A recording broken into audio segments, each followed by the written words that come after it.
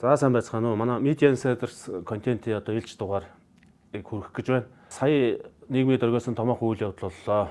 5 жил ерөнхий сайдаар ажилласан оюун эрдэнэ засгийн газар импичмент хийгээд одоо хурлаар дэмжигдсэнгүй ингээ унлаа. За мэдээж одоо нэгэн дундсан засгийн газрын араас олон юм яриа яах вэ? Яагаад энэ засгийн газар унваа гэдэг олон шалтгаан бий. За тэр хөрөнгө орлогын нотлогоо өнтер гэдгээс ихсүүлээд. Тэгээ энэ олон шалтгааны нэг зөвөр нь Media Insiders-ийн юу гэж үзэж байна вэ гэхээр хөрсөхийн ерөнхий сайд байхад засгийн газрын хэрэг эрхлэх газрын дараагаас эхлээд өнөөдөр ерөнхий сайд боллоо. Энэ хугацааг оруулах юм бол оюун эрдэнэ гэдэг хүн Монголын одоо шууд ярихад бол бүх эдийн засгийг гол барьж исэн мөнгөний гол төсвийг захиран зарцуулагчаар үндсэндээ 7 жил ажиллаа хамгийн тогтвортой. Энэ нь бол нэг том рекорд амжилт байсан. Гэхдээ энэ 7 жил Монгол урагшаа яаж явах вэ? Өнөөдөр хөгжилд бид нар ямар дэвшлийг авчруу гэдэг тал дээр ярих юм бол үр дүн муу.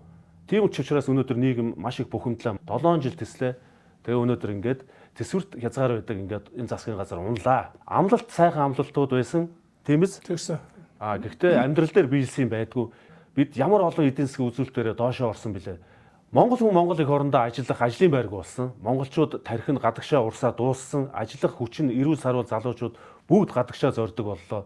Өөрсдөө үндэсний үйлдвэрлэлүүд сөхөрлөө. Аж ахуй нэгжүүд энэ олон татварт энэ дарамтыг ерөөсөө төсвөрлөхөд хэцүү болсон. Одоо засгийн газрынх нь танхимын сайдар нь юунаас бүрдүүлсэн бүрэлдэхүүн нь бас нэг том унах шалтгаан болсон гэж боддог. Жишээлбэл ашиг сонирхлын зөрчилтэй сайдар ийм том олигархууд өнөөдөр гол яамдын сайдарт ингээд хуваарлагдсан. Энэ бол үнэн. Энэ тухай багахан Media Insiders биччихсэн, олон сэтгүүлчид бичлээ. Тухайлбал одоо зам тээврийн яам дээр голцож ярих гэдэг нь дэлгэр сайхан гэдэг нөхрийн тухай. Өнөөдөр энэ төмөр зам дээр ийм том монополтой, төмөр замын ачааг бүгдийг монополдсон. Ийм хүн өнөөдөр төмөр зам дээр бодлого явуулж байгааг бид нар шүүмжилж бичсэн шүү дээ. Одоо энэ дээр нэг жишээ бид нар саяхан дурдсан. Одоо энэ 2 чуудагийн улсын хурал, 2 чуудагийн ерөнхий сайд засгийн газраас гаргасан тогтоолууд байдаг шүү дээ. Дэд үтцэс энэ хотын төлөвлөлийг бууруулахын тулд ачаа тээврийн терминалыг нэгдсэн терминалтай бол энийг хамгийн тохиромжтой дэд үтцэс налаахад байрлуулъя. Хамгийн бага зардлаар ингэж хийж болох шийдэл байна гэдэг. Одоо 2 засгийн газар жишээлбэл оюун эрдэнэ өөрөө энийг боловсруулад тийм үү?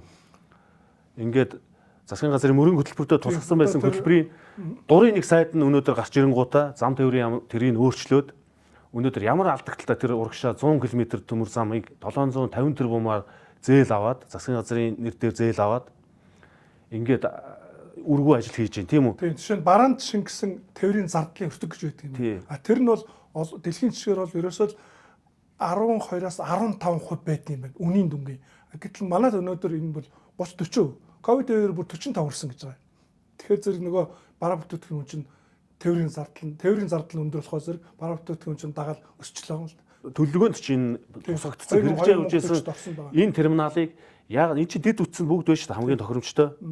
Гэтэл яагаад тэр хөшгтийн хүндий даваач тэр байгуулагдаагүй хот тийм хүн нууц одоо нэг говийн зэрэглээ шиг нэг тийм яриа тийм юмд энэ бол зөвхөн зүгээр бидний үзэж байгаагаар дэлгэр сайхан гэдэг хүн зүгээр хувийн эрх шиг ашигтаа нийцүүлсэн ийм том шийдвэрийг гаргаж чадаад байгаа байхгүй юу.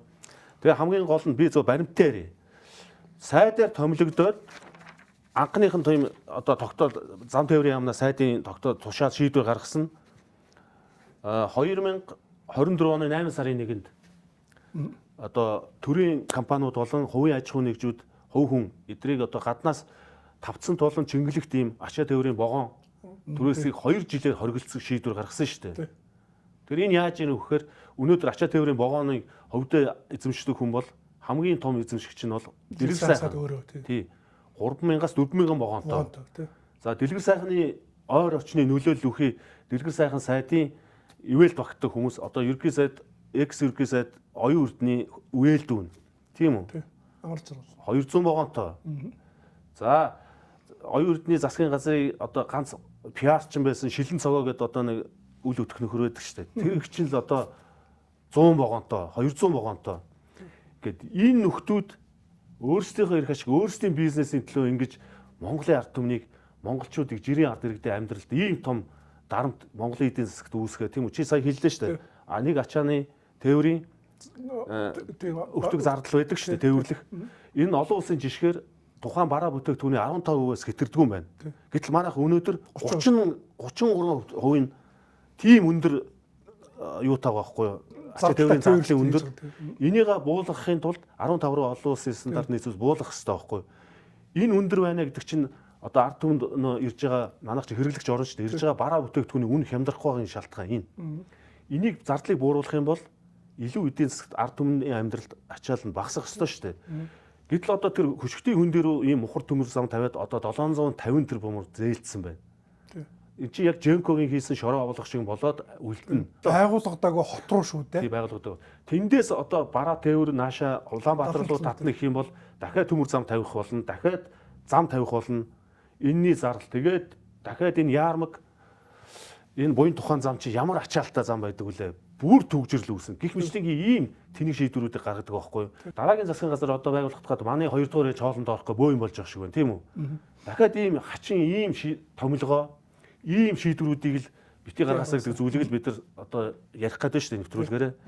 За тэгээд өнөөдөр нүүрс тээврийг тэр чигтний хятадууд яаж ийн шийдвэр гаргацсан.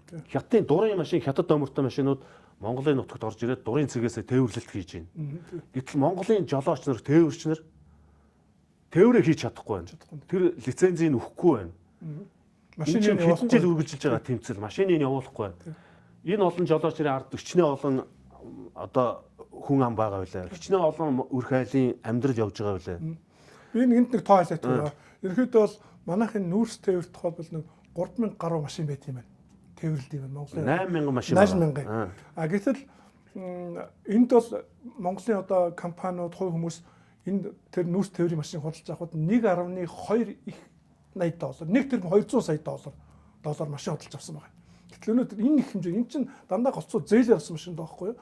Тэр чинь нөгөө нүүрс тээврээ хийжээж тэр машинаа нэг төлөх ёстой. Өнөөдөр нөгөө тээврийн зогсоочхоор зэрэг тэр явж чадахгүй нөгөө хүмүүс чинь тэр үнэтэй авсан машиныгаа төлбөрийг яаж төлөх ингэж ажлыг зогсож байгаа байхгүй юу? Зээлээр авсан мөнгөнийх нь хүүн өсөөлөд улам төлбөрт ордог. Нөгөө ажил нь ингэж зогсоочж байгаа. Яам чинь энэ одоо компаниудынхаа Монголынхаа компани Монголынхаа иргэдийн тээвэрчдийн эрхшин төлөө үйлчлэх гэдэг нь эсвэл харин одоо урд төршийн тээвэрлэгчд үйлчлэх гэдэг нь хамгийн сонин харин тэр байхгүй. Яагаад Монгол хүн ажиллаа эрхэлж болдгоо энэ барилгын салбараа яагаад хятадууд өгөөд байгаа юм? Энэ олон барилгачид одоо эсэргүүцэл жагсчил байна шүү дээ, жагсаална.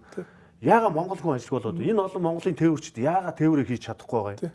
Гэтэл яагаад эх орондоо шүү дээ. Гэтэл яагаад гаднаас ингэ гадны хүмүүст энэ бүх эрхийг олгоод байдیں۔ Энэ их сонирхолтой байдیں۔ Тэгэхээр өнөөдөр бид нар нэвтрүүлэгтээ түлш тээвэрлэлтийн үйл ажиллагаа эрхлэлдэг үлзийт зам гэдэг төрийн бус байгууллагын удирдах зөвлөлийн дарга балж байгаа бид нар одоо өнөөдөр нэвтрүүлэгтээ зочноор урьдсан байна. Өнөөдөр түлш тээвэрлэлд одоо үндсэндээ монголчууд энийг тээвэрлэж чадахгүй байна. Бас л би нэг бол шалтгааны дэлгэр сайхан сайдын одоо хувийн эрх шиг явцсан эрх ашигт үл нийцэх учраас зөвхөн тэрэнд нь хохиролтой байгаа учраас Монголын ард түмнийг хохирож, энэ олон тээвэрчдэг хохирож ийм шийдвэр гаргах чаа өнөөдөр ийм том бухимдлыг нийгэмд үүсгээд байна шүү дээ. Одоо бүтэн жил миний мэдж байгаагаар одоо манай монголчууд мэдж байгаа айцын даваа гаргахаар түргэний голд бүтэн жил тээвэрч том даацын гүрний урьдчилсан одоо энэ шинэ түлш тээвэрлэлтийн машинууд зогслоо шүү дээ. Хоригдсон нааш хот руу урьдчилсан. Одоо энэ саяын жагсаалч хүртэл сайн нэгдлээ тээвэрч эдний дуу хоолойг яагаад сонсдгүй энэ сайд нь. Тэгээд тэрнийг баримтаагаар одоо жишээлбэл бид нар яг юу болоод байгаа юм бэ? Энэ түлш тээвэрлэгчдийн маань одоо амьдрал ямар хуу байна? Ямар хүнд өргөшөл үүсээд байгаа юм бэ гэдгийг балж байгаасаа сонирхъя л да асууя. За тэгье. За ер нь бол нарийн учрыг бол тээвэрчд бас мэддэг юм байна. Одоо ингээд ухаад үзэнгүүт энэ өөрөө ашиг сонирхлын зөрчилтэй сайд нар томилснаас үүдэлтэй эдийн засгийн гацаа болж хувирж байгаа юм байна л та. За 3 дугаар сарын 25-наас эхлээд түлш тээвэрлэгч нийт тээвэрчид жолооч нар нэгдээд төрийн бас байгууллага байгуулжээ. Учир нь юу вэ гэхээр жил энэ асуудал яригддаг байсан байгаа юм.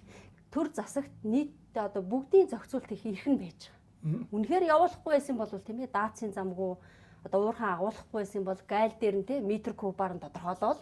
За таны оруулж ирж байгаа машин чинь метр кубаараа ингээд 44 тонноос илүү гарч байна. Манайх одоо явуулах нөхцөл байхгүй таныг оруулахгүй гэх боломж байна. Төр засагт бий юу байгаа. Гэтэл зүгээр л инээд алдаал нэг толгоон дээр 12 сая 500, нэг чиргүүлэн дээр 13 сая гэл 25 сая төгрөгийн татвар аваад за давай гэж оруулцдаг тийм. Ороод ирлээ. Ороод ирэнгүүт автотевэр дээр ноншлогоо хийж гин бүх татвар онцлогоо бүх хураамжаа төлөөл. Таны эзэмшийн зам дээр яваараа цагаан дугаар өгч чинь. Хэрвээ уурхайн бүсд явуулах гэсэн бол хар дугаар өгдөг шүү дээ. Тэр чинь бас нэг дугаар олох хуультай. Гэтэл ингээд бүх эрх мэдэл нь ингээд байгаа хэрнээ зохицуултаа хийхгүй явуулаад зөвшөөрлийн өгөөл мөнгө татварыг аваад байгаа хэрнээ эцэст нь ирээд гацаачих. Яг ажиллаа хийх болох. Тэр одоо энэ дээр манад дээр за ерх яг өнөөдрийн байдлаар нэг 400 орчим автоврын хэрэгсэл байт юм байна. 50,000 литр буюу 42 тонн ч. Одоо түлш тээвэрлэлтэй зөвхөн түлш тээвэрлэл. Гэтэ энэ хүмүүсүүд Улаанбаатар хотоос 5 толгой чиглэлд явдаг. Бусд орон нутгийн одоо замууд дээр явдаг. Тэгээ одоо ингээ үсгэр бүгд үр зээлтэй. Одоо та нар бас харж болно тий. Харин тийм байлээ. Түрүү бид нар харсан тийм үү? Банк өөр ямар Сэнли банк ус ч гэдэм үү. Бүгд эдгээр чи үр зээлээр авч байгаа. Манай нэг жолооч тэр жишээ аваад л 10 жил хүний машин бариад урьдчилгаагаа бүрдүүлж агаад банк усаар машин аваад явах гэхээр одоо ингээ зогсооцсон. За манайх тэр 4598 2025 гээд сая 2 дугаар сард батлагдсан стандарт байгаа. Энэ бол бүх чинь 44 тонн. За урд нь энэ зам тээврийн яам яадаг вэ гэхээр 2003 оноос хойш энэ стандарт мөрдөгдсөн гэж ярьдаг боловч бидэнд гайлын мэдээлэл ирсэн. 2800 орчим автомашин орж ирсэн байна. Стандарт нь мөрдөгдчихсэн бол тэр 2800 машин энэ 2003 оноос хойш энэ 20 гаруй жилийн хугацаанд зүгээр орж ирэл явж ирсэн байгаа байхгүй. Манайх чинь 70-аад гарцгүй орно төмөр зам өгжөөг байла. Тэгэхээр энэ уул уурхайн олборлолтын үйл ажиллагаанаас орж байгаа тэр төсвийг бүрдүүлж байгаа 90-95% нь баг бүрдүүлж байгаа тэр үйл ажиллагааны түвшний тасралтгүй байдлыг хангахад үнэтэй хувь нэмрээ оруулж бүх ачааллыг нуруунд дээр эдийн засгийн ачааллыг үүрч ирсэн ийм тээврийн хэрэгслүүд баггүй гэж олооч нар. Гэтэл одоо төмөр замын одоо ашиг сонирхолтой гэж байгаа энэ хүн чинь төмөр замаар тээвэрлэлтэй хийх гээд одоо энэ зөвхөн түвш тээврээр оролдоод байна уу хориглоод байна уу гэдэг ийм хардлага бас үүсэж байгаа юм байна. Өнгөрсөн 2 жил мэдэж юм л да. Тийм. Тэгэхээр би энд нэг бас нэг баримт өрдөе л да. Жишээлбэл одоо энэ зүгээр явж болоод байсан. Одоо энэ чинь нийт 2.8 сая тонн 2800 орчим машин орж ирсэн байна шүү дээ. Тээвэрлэх түвшний тооч одоо уул уурхаараа. Тийм. Өнгөрсөн он тэгэхэд 2.8 сая одоо тонн түвшийг бид нар импортлж оруулж ирсэн. 1.6 зөвхөн уул уурхай хэрэглээ. Энийг жишээлбэл манай Монголын тээвэрчид тээвэрлдэг шүү дээ. Энэ тээвэр үндсэндээ зогсчод байна гэсэн үг тийм үү? Тийм, ер нь бол тийм. Тэгээд цаана жишээлбэл би нэг ингэж ойлгоод байна зөв. Одоо дэлгэр сайхан сайд болмогцоо түрүүн би хэлсэн шүү дээ. Тэр ачаа тээвэрлдэг одоо тэр тавцан толон чингэлэгт вогон гаднаас ингэж түрээслэхийг хориглосон шийдвэр гаргачлаа шүү дээ. Энэ яах вэ гэхээр зөвхөн тэр түрээсийг зөвхөн дэлгэр сайхан сайдын хувийн тэр вогоныг тээвэрлж хувийн замаар явна л гэсэн үг шүү дээ. Одоо энэ 2 жилд. За энэ бол их ашигын яа харахгүй сонирхолтой зөрчилдсөн шийдвэр байна. Монголын эдийн засгийн эсрэг, ард түмний эсрэг. За гэтэл 2025 оны 2 дугаар сард бас нэг шийдвэр гаргаад шинэ стандартыг дэлгэр сайхан сайд мөрдүүлээд эхэлсэн байна л да. Энэ нь шингэн төлш одоо энэ шатах тослох материалыг уулгахад зориулсан энэ материалыг тээвэрлэх бүрэн зогсоосон энэ юуг үүсгэсэн байна шүү дээ тийм үү. Тэгээд одоо энэ тээвэрлэлтийг зөвхөн төмөр замаараа тэхэл тийм үндсэн цаад шалтгаан тийм болчиход байна шүү дээ. Би ингэж ойлгодог зөв. Одоо та бүхэн харж байгаа. Миний энд байсан 30 40-од шиг альбан тот бичиг байна. Бид нэр өөрт нь хандаж үлдчихсэн ингэж хараад ингээд та нар шиг нэг тэмдэгтэр болж байгаа юм байна. Яв гэдэг те бичлэгч надад байгаа. Одоо би тэрийг шаардлагатайг бид харааж болно. Гэтэ одоохондоо бол бас байж те. За тэгээ маргааш нь нөгөө тийш хараад дахиад нэг өөр юм ярьдаг. Тэгээ ерөнхийдөө шаардлага нь юу байсан бэ гэхээр жин тон гэдэг юмыг яриад дээрэс нь энийг нөгөө нийгэмд айц те одоо бараг зам дээр хүн үхээд байна гэдэг айцаар далиндуулаад төмөр замаар тээвэрлүүлэх бодлого явсан юм байна шүү дээ. Одоо Чойр шанд хоёроос одоо Улаанбаатар хотоос Чойр шанд руу түвшээ одоо вогоноор тээвэрлээ. Тэрнээс цаашаа та нар зөө гэж байгаа байхгүй. За Чойроос зөө, шандаас зөө. Чойр шанд хоёр дээр чинь 4 ширхэг л агуулах байгаа. Энэ уул уурхай эд ачааллын хэрэгцээ хизээж хангаж чадахгүй. За тэндээс нь хангалаа гэдэг агуулгууд нэмээ бариа явлаа гэж үдээ. Цагаа цаашаа өмнө говьд очиод ямар замаар явах уулд аваад нисэх юм уу те цаашаага бид нар явах юм бол өмнө говь мовын замаар л явах. Ямар ч мухрын руу аваачил төлчихөж байгаа байхгүй. Тэгээд дээр нь одоо эндээс 42 тонн очдаг автомашинуудаас гадна 27 очдаг бас автомашинууд бий л дээ.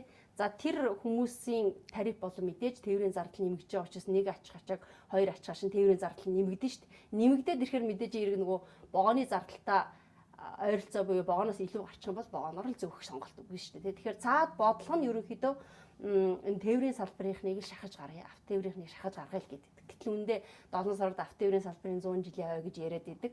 Одоо 8 сард Монголд тээврийн компани үүсгэсэн 100 жилийн аваа. Тэрийг тэмдэглэнэ гэж яриад байгаа. Гэтэл одоо тээврийн салбар одоо баг нуран унсны аваа хийх гээд байгаа юм уу? Гэмээр л байгаа байхгүй юу? Ер нь бол. Тийм үнэн. Одоо тэгээд одоо энэ тээвэрчд Монголын тээвэрчд үнэхээр энэ нүүрс харь улсын хятадын жолооч нар орж ирж Монголын дурын цэгээс тээвэрлэлт хийгээд ингээд хүн харийн иргэн Монголын Монголын юунаас амжиргаагаа босгоод байна шүү дээ. Монгол хүн яагаад ажиллаж болдгоо? Яагаад ийм бодлогыг энэ оюутны засгийн газар энэ дэлгэр сайхан гэдэг энэ сайд болонгууд ийм дампуу бодлого явуулаад байгаа нь Одоо 3 сарын 25-наас хойш ойлгомжгүй утгагүй зүйл байгаа байхгүй. Зүгээр захын шиг хэлээ л да. Зүгээр 42 тонн ачдаг автомашин ихэд одоо өнөөдөр 400 орчим Монголд байж байгаа. Тэгэнгүүт тэр машины одоо чиргүүлийн толгойг нь ботхоо болий заяа. Зөвхөн чиргүүлийн одод 80 сая төгрөгөөр үнэхэд 4832 хэдэн тэрбум байна? 32 тэрбум тий. Тэгэхээр энэ ачааллыг үүрхийн тулд тэр 400 машин чинь 800 болох шаардлагатай болно. Тэгэхээр чинь 32 гэдэг чинь 64 тэрбум төгрөг захын үнээс гарахгүй шүү дээ. Мөнгөтэй хятад л бөөнөр нь оруулж ирнэ үстэй. Ер нь бол мэдээж тийм байна. Тэгэхээр цаад утгаар нь юм байгаа. Тэгэл уул уурхай машигт малтал газрын тосны газраас энэ бол нийтийн хэрэгцээт бүтээгдэхүүн, бензин түвшний үн нэмэгдэнэ. Энийг зохицуулаач. За тэгэнгүүт чинь засгийн газрын 222 дугаар тогтоол гэж байгаа. Тэн дээр нь болохоор дац нь хэтэрсэн байх юм бол тэр задарчлахгүй ачаан дээр мөнгө төлөө явж болно гэдэг зохицуулт байдаг. За мөнгө төлөө явахаар зам эвдэрхэ болчих юм уу те. За нийтийн хэрэгцээний бүтээгдэхүүн учраас одоо ингээл жишээ байж шít ашигт малталын бичгтэй. Энийг бол нэг талд нь гаргаад зохицуулах шаардлагатай. Яагаад гэвэл энэ уул уурхайн үйлдвэрлэл экспорт нь улс орны нийгмийн эдийн засгийн чухал нөлөөтэй байдаг учраас түр шатхуунаар тасралтгүй тогтвортой хангах шаардлага тогтмол тулгарч байдаг. Гэл одоо аж ахуйн нэгжүүд түвшин импортлж байгаа аж ахуйн нэгжүүд нь хүртэл одоо энэ бичгээ өгөөл хахад ямар ч хараагүй. 42 тонны дастаа тэр цистернүүд оруулаад ирсэн байгаа тийм үү. Гэтэл энэ чинь багсаг гэдэг байгаа. Тэгээд жолоочноос ч хэрэг дундуур очих юм бол өшөө аюултай үстэй тээвэрлэлт нь. Энийг харин хилээл байгаа. Тэр олон тонн түлш ачаа явж байгаа юм нөгөө түлш чинь ингээд цалигаад тэгээд нөгөө өөрийнхөө цистернээ эвдэгт хүрнэ. Тэндээсээ болоод аюул бол гал алтан шатан тийм тохиолдлуудад гарах болчихшгүй ш. Тиймэр бол авч түлхээд байна ш энэ сайд чинь. Ер нь бол шууд л түлхэж байгаа. За 45 98 44 нийт тонн 44 тонтой байна гэсэн боловч аюултай ачаа тээвэрлэлтийн стандарт гэж бас Монгол улсад байдаг байхгүй да. Энэ нь бол 4978 2025 байгаа. Тэрний 6-гийн 3 дээр юу гэж заасан байдгүй гэхээр аюултай ачаа тээвэрлэж байгаа машинууд бол үйлдвэрлэгчээс тогтцоосон тэр 90-95% дүүргэлтэй ач холбогдолтой чиргүүлийн бүтцэд өөрчлөлт хийж болохгүй гэж заасан. Тэгэхээр хүссэн үсээгүй одоо хүмүүс бол хулгайгаар тайрж байгаа хэрэг гэж би бодож байна. Тэгэл тэр нь бид нар үйлдвэрлэгч орон биш учраас тэгээд задардаг, анзардаг, тэгээд цалигаа нэмэгдэж асгардаг, хүн аим эрсдэх юм бол нөгөө мөө жолооч нар л төлөх нь хариуцлагатай байх одоо тэр шийдвэр гаргасан хүмүүс нь хүлээх үү? Энд чинь бас тэргэлзээтэй. Нэг талаараа би бас жолооч нар хамгаалаад л байна л да. Тэгээд ер нь зүгээр холбогдох байгууллагууд газрын тосны газраас тийм үү? Тий, одоо уулуурхай яамнаас зам тээврийн яамд наадга зохицуултаа хурдан хий тэгэхгүй бол эн чинь та нарын явуулж байгаа бодлогоос болоод зардал улам өсөж байна, юмны үн нэмэгдэж байна гэдгийг сануулад байхад та нар ч одоо тэгээд энэ шаардлагаа тавьж хэдэн удаа тавьж үзээд юу ч хэлдэм бэ хамгийн гол нь 40 ширхэг бичиг байна. Өдөр болгон ханддаг. Өдөр болгон бараг л тэдний ажилтан болдог. Тэгэхээр ам дээр их сайхан ярина. Эхлээд бичиг хүлээж авах таа. Өө стандарт дүрм журм гэдэг чинь тэр салбарын хяналтын газрын дарга инх бол гэж хүн. Гэдэг чи одоо ингээд тусгай ажиллагаа хийгээд та нарын санд бодлыг сонсоод бид нэр одоо өөрчилж болохгүй юм биш шүү дээ гэж инээд алдаад авна. Маргааш нь худлаа.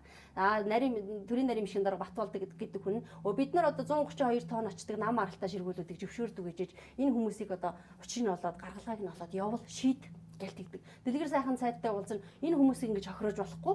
Тэр тусгай маршрутын замыг гарах судал энэ гэл үүрэг өгнө. Ерөөсөө нэг л их сайхан ярина. Тэгэл буцаагаад байх. Буцаагаал хаагаал энэ боомлол энэ ерөнхийдөө бол нэг тийм залхаан зээрлүүлэх ажиллагаа явуулдаг юм шиг байна. Тэгж байгаа сарниулаад өөрийнхөө байдаг. Хүн болгон өөрөө ажилдаа амьдралтай юм чи өдөр болгон ирээд жагсаад байж чадахгүй тий. Нэг ийм л бодлого ярьдаг. Маш худалч хүмүүс байд юм байна. Маш уурамч хүмүүс байд юм байна.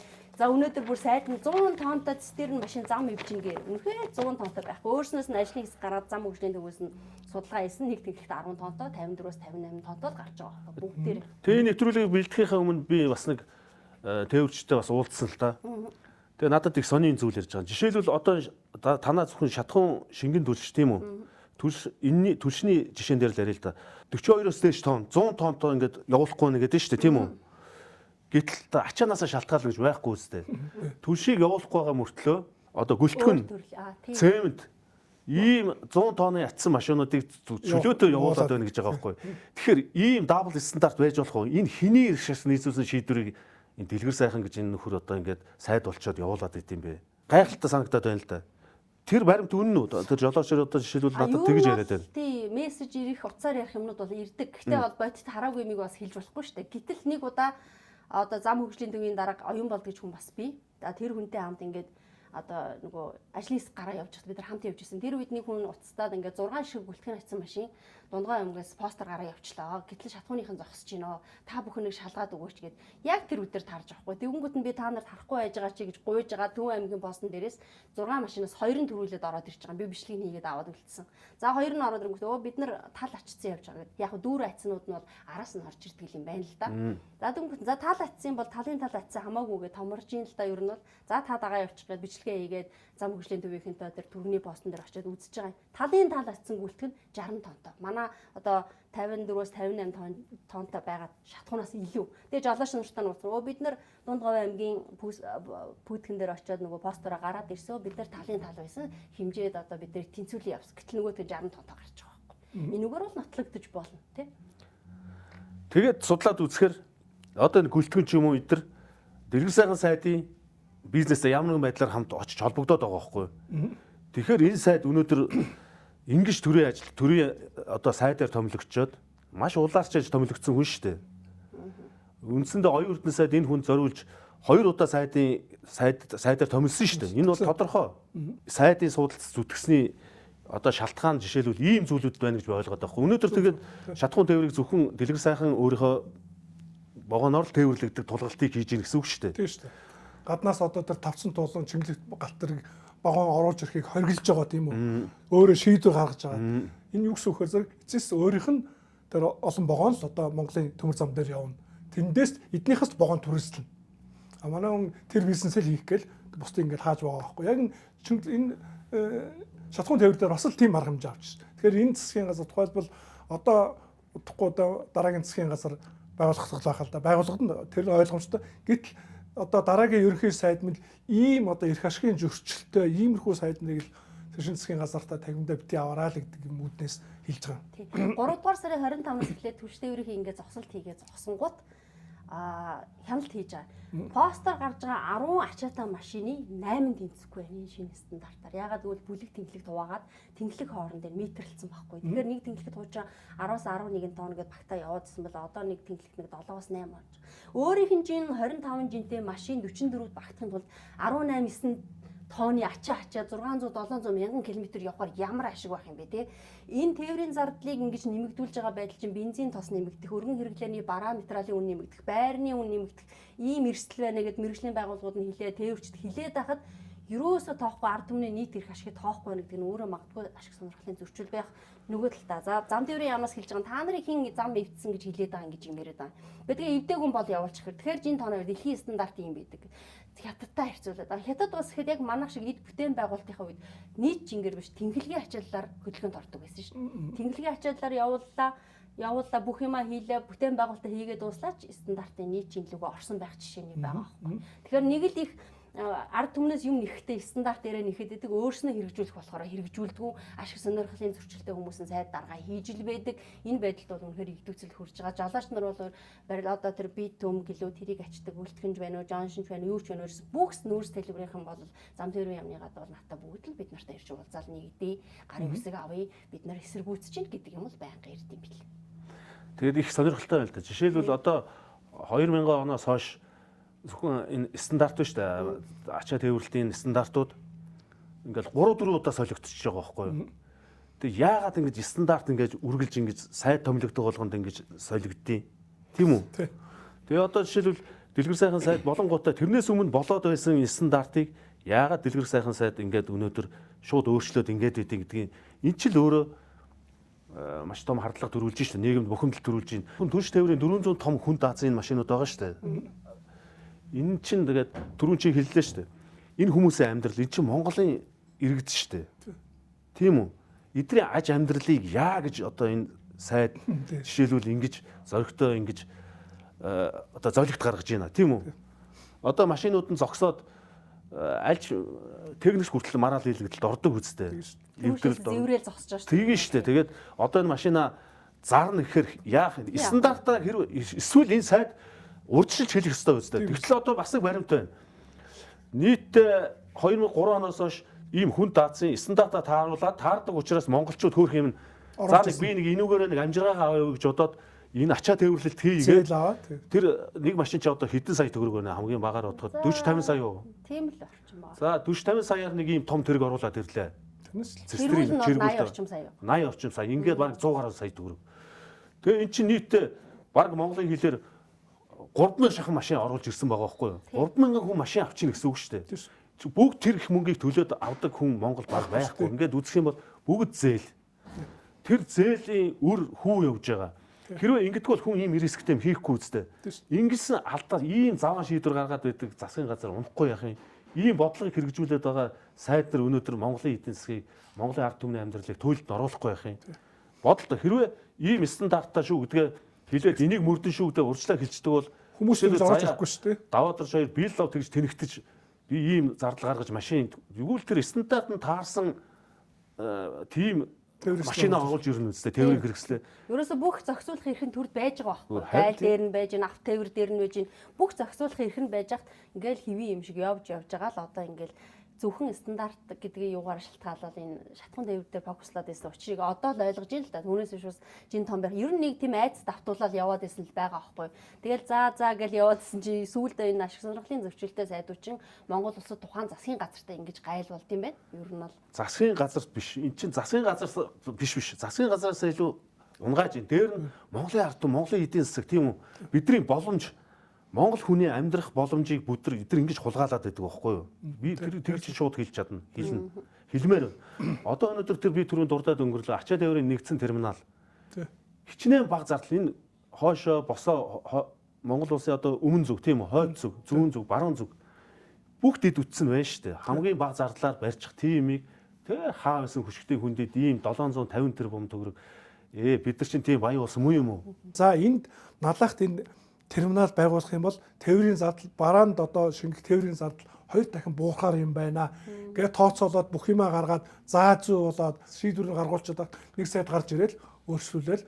Гэтэл одоо нөгөө хүмүүс буцаад тооцоог нь үзэхэд зэрэг юу 2 дахин багс. Дахиад 2 дахин нэмэгдэхээр байгаа. Одоо манайх чинь тэр олон одоо тээврийн зардал байна шүү дээ. Ачаа тээврийн хүргэлтийн зардал дэлхийн стандарт 15 таа байхад 10-аас 15 таа манайх 30 гэдэг чинь шүү дээ. Бараг нэг дахин 2 дахин байгаа байхгүй. Бид л одоо тэр хөшгтийн хөндийгөөс наашаа одоо Улаанбаатар руу тэгээ энэ замгүй энэ баруун зүүн рүү нэгдүгээр бэрхшээлтэй бензин тосч чадах уу? Дээр нь ингээд дахиад зам барь мөнгө гарна.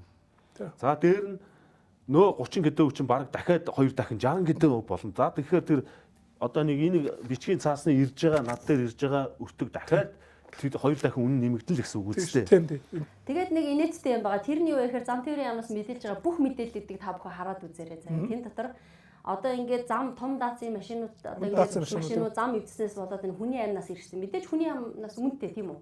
Гэхдээ энэ зам тээврийн ослын 98% нь жолоочийн буруутай үйл ажиллагаанаас болж байна. Замаас болж ирсэн нэг ч өгүүлбэр байдаггүй. Тийм дүгнэлт гаргадаг. Тэгээд зам тээврийн яамны бодлого зохицуулалтын газрын дараа мөнх насан гэдэг хүн өөрөө надад хэлж ирсэн. Манай зам өөрөө стандартын шаардлага хангахгүй байгаа нь үнэ. Зарим зам 30 тонны ч машин даахгүй. За 44 тонн гэдэг жин тонн зааж байгаа боловч нөөцтэй 30% нөөцтэй бид нар барих хэрэгтэй. Тэрэндээ ч хүргэж чадахгүй. Бараг үхрэг тэргэл даах зам юм шүү. Тэргээр явж бид нар яаж хөгжих юм? Хоёрдугаар Дундгой аймгийн засаг дарга Мөнхчүүлэн гэдэг хүн байдаг. Тэр хүн болохоор Дундгой аймгийн засаг дарга учраас би замаа мэдж байна. Манай зам эвдрээд байгаа. Гэтэл тэр судалгааны яад гэхээр Улаанбаатараас Дундгой чиглэл 30% эвдрэлтэй.